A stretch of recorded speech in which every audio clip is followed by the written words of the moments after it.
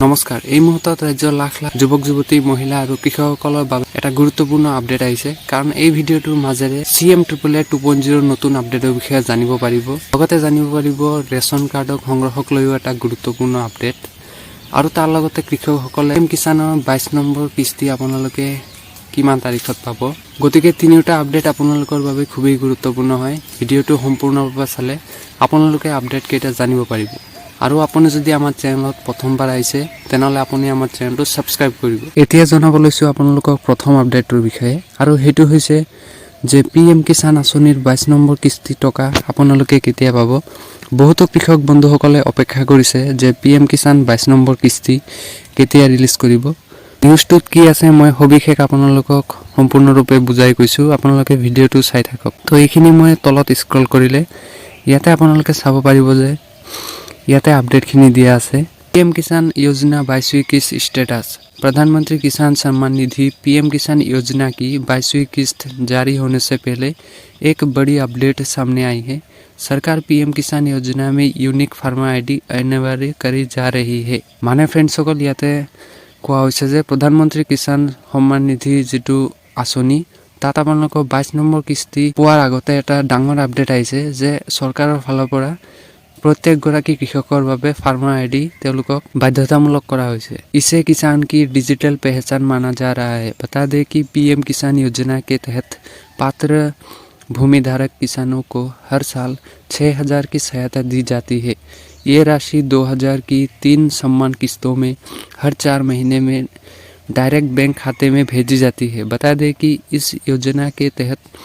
अब तक 21वीं किस्त जारी हो चुकी है আৰু এই যেটো আপোনালোকে ফাৰ্মাৰ আইডি আপোনালোকৰ বাবে বাধ্যতামূলক কৰা হৈছে তো হেতু আপোনালোকক ইয়াত ডিজিটেল পহচান বুলি কৈছে মানে আপোনালোকে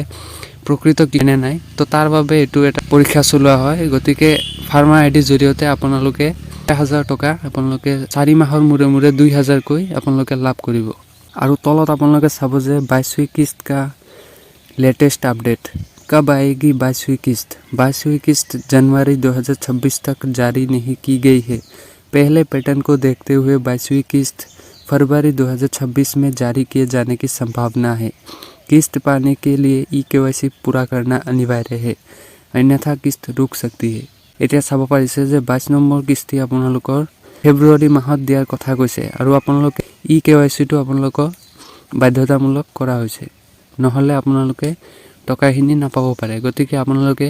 ईकेवाईसी টো কৰি ৰাখিব এতিয়া ইয়াৰ পৰৱৰ্তী আপডেটটো জনাবলৈছো আপডেটটো হৈছে আপুনি যদি এতিয়ালৈকে ৰেচন সংগ্ৰহ কৰা নাই তেনেহলে সংগ্ৰহ কৰক সোনকালে আপোনালোকৰ ৰেচন যদি সংগ্ৰহ কৰা নাই আজি সংগ্ৰহ কৰক ৰেচনৰ সামগ্ৰী চলি আছে অন্ন সেৱা সপ্তাহ নতুন নিয়মৰে সংগ্ৰহ কৰক ৰেচন যদি আপোনালোকে এতিয়ালৈকে ৰেচন সংগ্ৰহ কৰা নাই আপোনালোকে ৰেচন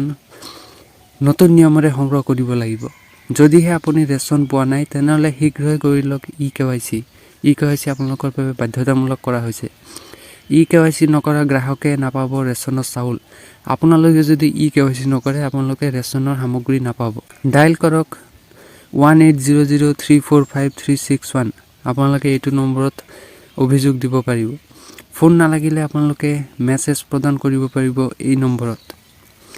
ৰেচন সংগ্ৰহ কৰিবলৈ পোষ্ট মেচিনত দিব লাগিব ফিংগাৰপ্ৰিন্ট হয় ফিংগাৰপ্ৰিন্ট আপোনালোকে নিদিলে আপোনালোকে ৰেচন সংগ্ৰহ কৰিব নোৱাৰে নিয়ম ভংগ কৰিলে দোকানীৰ বিৰুদ্ধে লোৱা হ'ব শাস্তিমূলক ব্যৱস্থা আপোনালোকৰ যদি যিকোনো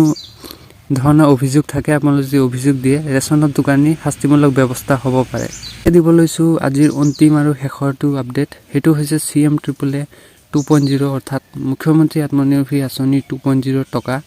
আপোনালোকক কেতিয়ালৈ প্ৰদান কৰিব তো ফ্ৰেন্ডছ সকল এতিয়া যেটো নতুন খবৰ ওলাইছে যে হিমন্ত বিশ্ব শৰ্মা ছাৰে তেও ইতিমধ্যে জনাইছে তেও জানুৱাৰী মাহৰ 15 তাৰিখৰ পিছত তেও Cmaaa 2.0 যিখন আত্মনিৰ্ভৰ অসম অভিযান হেতুৰ বিষয়ে আপডেট দিব যে আপোনালোকে কেতিয়ালৈকে Cmaaa আঁচনিৰ লিষ্টখন পাব আৰু আপোনালোকে হেইমতে Cmaaa যিসকল 1.0 হিতাধিকাৰী হেতু আগৰ বছৰত 1 লাখ টকা পাইছে তো তেওঁলোকেও এবাৰ পুনৰ আকৌ 1 লাখ টকা পাব অৰ্থাৎ নিউ ওল্ড নতুন পুৰণি সকলোৱে এবাৰ পুনৰ আকৌ Cmaaa মুখ্যমন্ত্ৰী আত্মনিৰ্ভৰ আঁচনিৰ টকা পাব তো এই খবৰকেইটা আপোনালোকে শেয়াৰ কৰি দিব আৰু ভিডিঅ'টো লাইক কৰি দিব সাবস্ক্ৰাইব কৰি দিব যাতে আগলৈ এনেকুৱা ধৰণৰ আপডেটসমূহ পাব পাৰে ধন্যবাদ